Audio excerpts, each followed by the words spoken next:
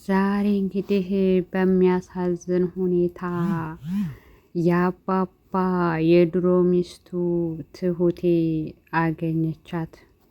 ትሁቴ እንግዲህ እችን ሴትዮ ለመፈለግ በጫካና በምድር ሳይቀራት እያፈላለገች እንደነበረ አይተን ነበር።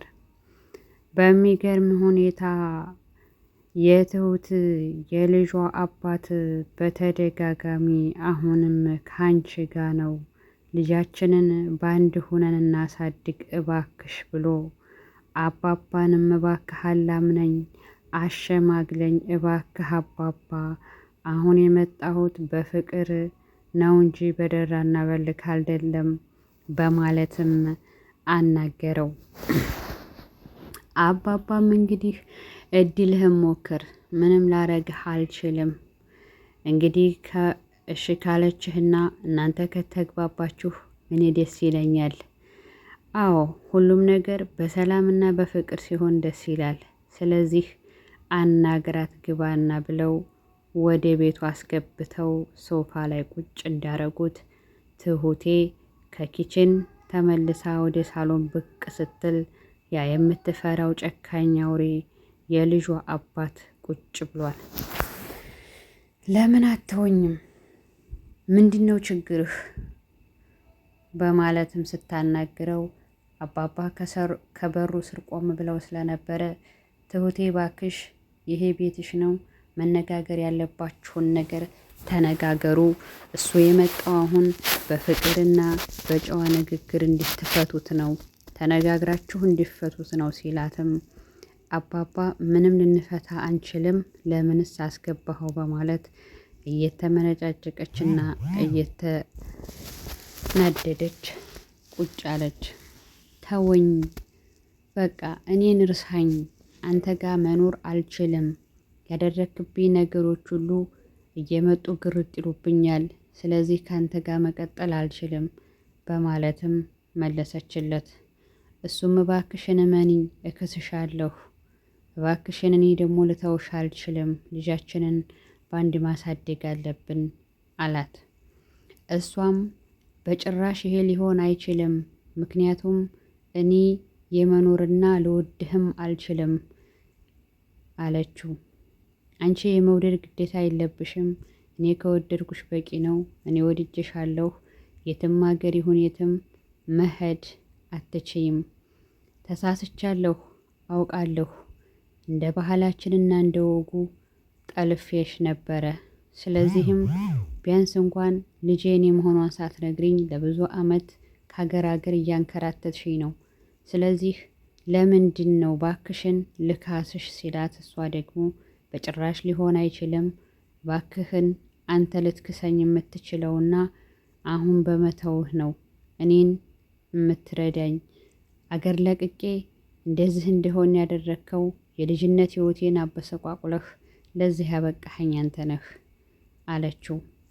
አውቃለሁ አሁንም ቢሆን ማንም ይሁን ማንም አንቺን አግብቶ መኖር አይችልም፣ እለኔ ብቻ ነኝ በማለትም አስጠንቅቋትና ነግሯት ወጣ። አባባም እንግዲህ ምንድን ነው ሲለው፣ ምንም ላረግ አልችልም አባባ፣ ከሷ ውጭ ማንንም ላገባ አልችልም። ታዲያ ሴት ልጅ እኮ እሷ ካልወደደች ምንም ማድረግ አትችልም። ዛቷ ብቻ ቢቀመጥ ኩላሊቷና ልቧ ውጭ ከሆነ ምን ፋይዳ አለው አለው። አይ አባባ እሷ ያሳስብህ፣ እኔ ጋር ከሆነች ሁሉም ነገር ቀላል ነው። ምንም ይሁን ምንም እሷ እንድትወዴ ሳይሆን እኔ ስለወደድኳት ነው እያለም አሁንም ቢሆን ነገሮችን ቀጥሎና ከሷ መቁረጥ ተስፋ እንደሌለበት ለአባባ ነግሮት ወጣ። በሚገርምና በሚያሳዝን ሁኔታ ትሁቴ ወደ ቤተ ክርስቲያን ስትሄድ በቤተ ክርስቲያን በር ላይ ቁጭ ብላ የምትለምን ለማኝ አግኝታ ዱዓም አድርጋ እችን ሳንቲም ለመስጠት ስትሄድ ያቺ ለማኝ ቲና ነበረች። ወይ ቲናም እንግዲህ እየሮጠ የተከታትላ ትሁቴ ሄዳ ሰላም አለቻት። እባክሽ ሸሹ አታውቂም እንዲ አለቻት። ለምን ትሸሽኛለሽ ቲና? እንዴት ነሽ? ለመሆኑ አለሽ?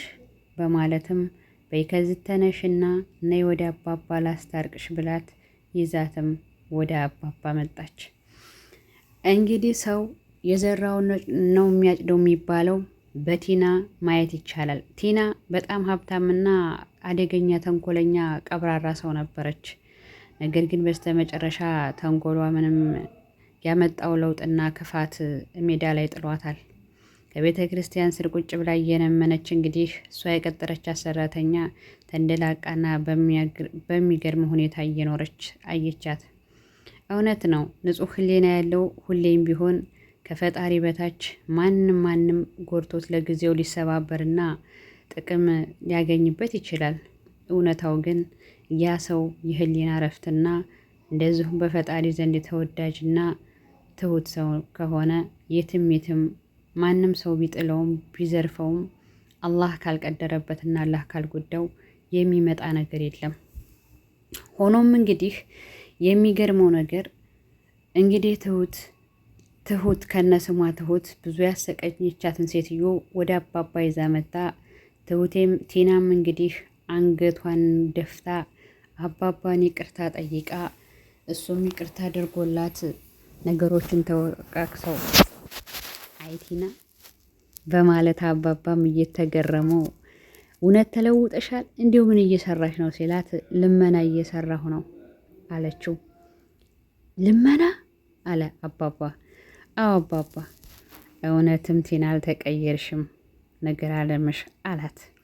አረ አባባ ተቀይር ያለሁ አንተ ብቻ ዝም ብለኸኝ እና ላናግርህ የፈለግኩት ደግሞ የድሮው የልጅህ ሚስት አይደለሁ ለትንሽ ጊዜ እዚህ ብቀመጥ ብዬ ነበር ስትላቸው፣ አሁን መጠየቅ ያለብሽን ጠይቅ እንጂ ስለ ድሮው ልጅም ሆነ አንቺም አልጠቀማችሁኝም አላት። እንግዲህ አባባ የደግነትና የትህትና ስብዕና ስለነበረው እንግዲያውስ ለትንሽ ጊዜ መቀመጥ ትችያለሽ፣ ግን እንደ ድሮው ባህሪሽ ከሆነ አልችልሽም፣ ተቀይረሽ ከሆነ ሲላት፣ እባክህ የኛ አባባ ተቀይሬያለሁ አለችው። ሆኖም እንግዲህ ነገሮች እንዲህ እየቀጠሉ እያሉ ትሁቴ ወጣ ብላ ወደ ገጠር መሄዷ ታወቀ። እንግዲህ ቲናም ቁርስ ሰርታ አባባን ጠብቀው ነበር። አባባም ትሁት እያለ ሲጣራ ትሁቴ የለችም ወጣ ብላለች አለች።